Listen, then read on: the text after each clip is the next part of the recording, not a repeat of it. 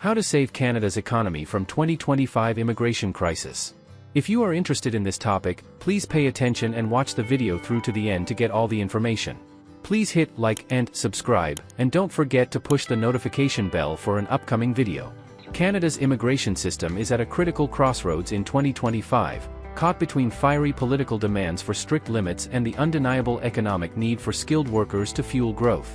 As Conservative leader Pierre Poilievre pushes for hard caps on immigration, citing pressures on housing, jobs, and infrastructure, businesses, hospitals, and schools are sounding alarms over worsening labor shortages. With the Canadian population crossing 41.5 million and a brain drain siphoning off talent, the nation faces a pivotal question: should immigration be slashed, or should it be strategically refined to meet urgent economic demands? Canada's immigration crisis and debate. The immigration conversation in Canada has reached a boiling point, driven by a mix of economic realities and political rhetoric. On July 14, 2025, Pierre Poilievre reignited the debate with a call for very hard caps on immigration levels, arguing that Canada's rapid population growth, nearing 1 million new residents annually, has outpaced the country's ability to provide adequate housing, jobs, and services. His provocative suggestion that more people should leave than come for the next few years has polarized opinions, with some praising his focus on strained infrastructure and others warning of catastrophic economic fallout. Poilievre's stance reflects growing public concern. A 2024 Environics Institute survey revealed that 58% of Canadians believe immigration levels are too high, a sharp rise from 27% in 2022. The reasons are clear. Housing crisis. Canada constructs approximately 200,000 homes annually, but experts estimate a need for 430,000 to 480,000 new homes each year to keep up with population growth. Skyrocketing prices and limited supply have made homeownership a distant dream for many. Job market struggles. The national unemployment rate stands at 6.9%, with youth unemployment hitting a staggering 14.2%. Critics argue that rapid immigration exacerbates job competition, particularly for low-skill positions. Infrastructure strain. Urban centers like Toronto, Vancouver, and Montreal are buckling under the weight of growing populations, with overcrowded transit systems, overwhelmed healthcare facilities, and stretched school capacities. While political calls for cuts gain traction, Canada's economy is grappling with a different crisis, one that immigration could help solve. Why slashing immigration could cripple Canada's economy. Cutting immigration might seem like a quick fix to ease pressure on housing and services, but industry leaders and economists warn it could push Canada toward economic stagnation. The nation's workforce is shrinking due to an aging population and significant brain drain, with over 106,000 Canadians leaving in 2024, the highest emigration in nearly 6 decades. A 2025 survey of tech firms found that 15% of top talent relocated abroad, citing better salaries and lower taxes elsewhere. Here's why immigration remains critical. Labor shortages are crippling industries. Over 55% of small businesses report unfilled vacancies, particularly in healthcare, tech, construction, and education. Without skilled workers, hospitals struggle to staff nurses, tech companies lose competitiveness, and construction projects stall, worsening the housing crisis. Economic growth depends on newcomers. Immigration accounts for nearly 100% of the Canadian labor force's growth. A 10% reduction in immigration could slash GDP growth by 0.5%, risking a recession. Education sector in crisis. Post-secondary institutions, heavily reliant on international student tuition, face budget shortfalls due to recent study permit caps. These caps threaten the financial stability of colleges and universities, which educate the next generation of skilled workers. Brain drain threatens competitiveness. Canada is losing skilled professionals to the US and other countries.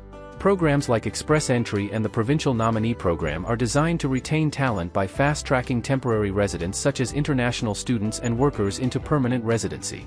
Cutting these pathways risks losing pre-integrated, high-value contributors. The Immigration, Refugees and Citizenship Canada 2025 to 2027 immigration levels plan reflects this reality, projecting that over 40% of permanent resident admissions in 2025 will come from temporary residents already in Canada. These individuals are already contributing to the economy and integrated into society, making their transition to permanent status a low-impact way to bolster the workforce. The real challenges: housing, jobs, and infrastructure. While immigration fuels economic growth, it undeniably strains resources when mismanaged. The housing crisis is a prime example. The Canada Mortgage and Housing Corporation warns that housing shortages could push average home prices to $1 million by 2035 if current trends continue.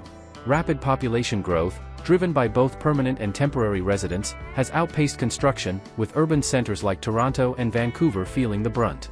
The job market presents another hurdle.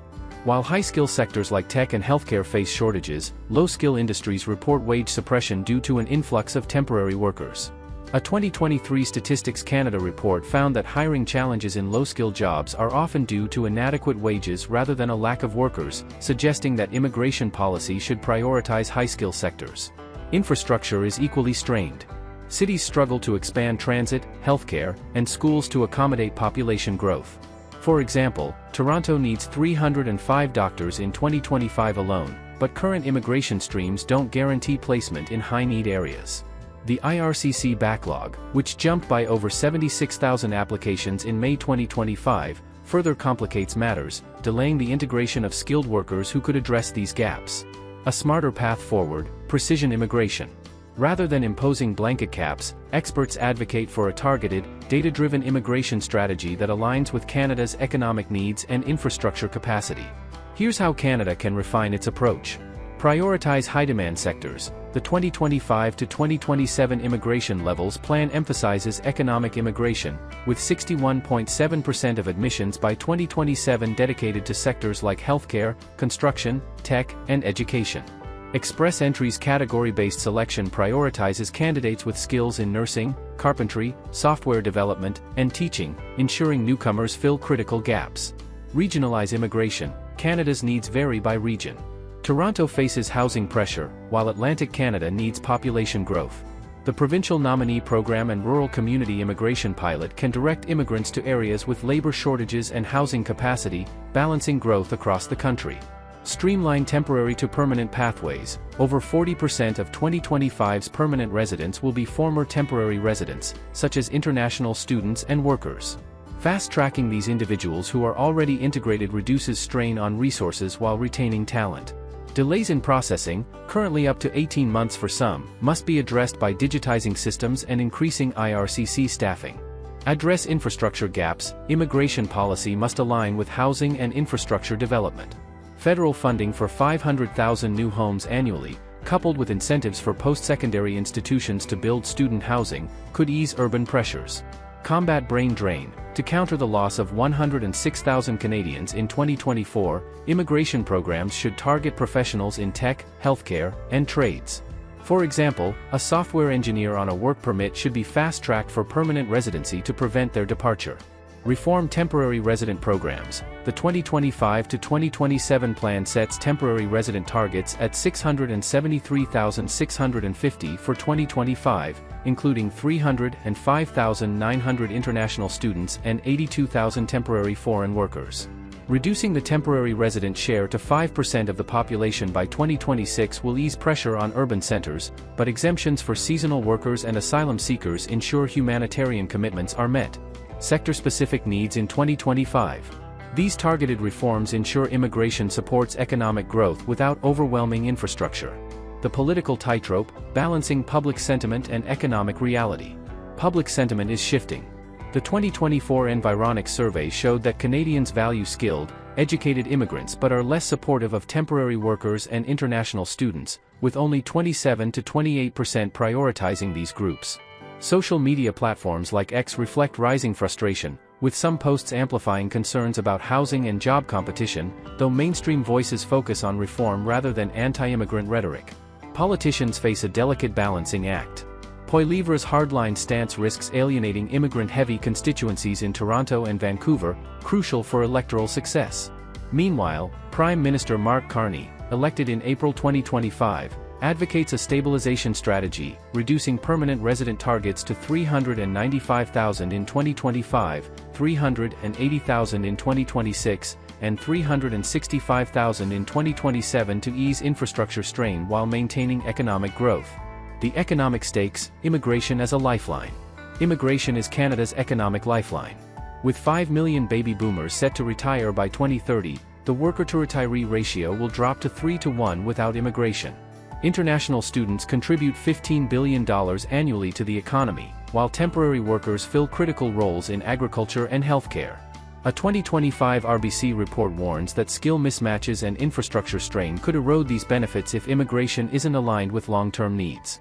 For example, healthcare faces a dire shortage of nurses and physicians, with wait times potentially doubling without new talent. In tech, Canada competes globally for developers skilled in Python and cloud services. Construction, vital for addressing the housing crisis, needs skilled tradespeople like welders and carpenters. Education requires teachers to support growing student populations. The path to sustainable immigration. Canada cannot afford to slash immigration without risking economic collapse, but it also cannot ignore public concerns about housing and infrastructure. The 2025 to 2027 immigration levels plan offers a starting point, reducing permanent resident targets and capping temporary residents to 5% of the population by 2026. However, success hinges on execution.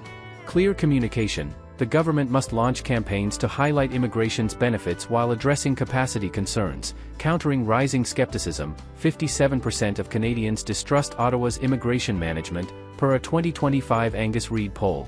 Regional focus, directing immigrants to less populated regions like Atlantic Canada can boost local economies without straining urban centres. Backlog reduction. The ircc backlog, up 76,000 in May 2025, delays integration of skilled workers. Digitization and increased staffing are critical. Housing investment, aligning immigration with housing construction targeting 500,000 new homes annually will ease affordability pressures. Canada's immigration debate is not about choosing between growth and stability, it's about achieving both. Blanket caps risk economic stagnation, while unchecked inflows strain resources. A precision immigration strategy, targeting high-demand sectors, streamlining pathways, and investing in infrastructure, can turn immigration into Canada's greatest asset. By bringing in the right people, at the right time, for the right reasons, Canada can address labor shortages, counter brain drain, and build a sustainable future. The stakes are high, but with smart policies, Canada can transform this crisis into an opportunity for prosperity. That is all for today, in this video. What are your thoughts on this? Please let us know in the comments section below. Thanks for watching the entire video. Hopefully, the information is useful to you. See you later, in the next video. Till then, take care.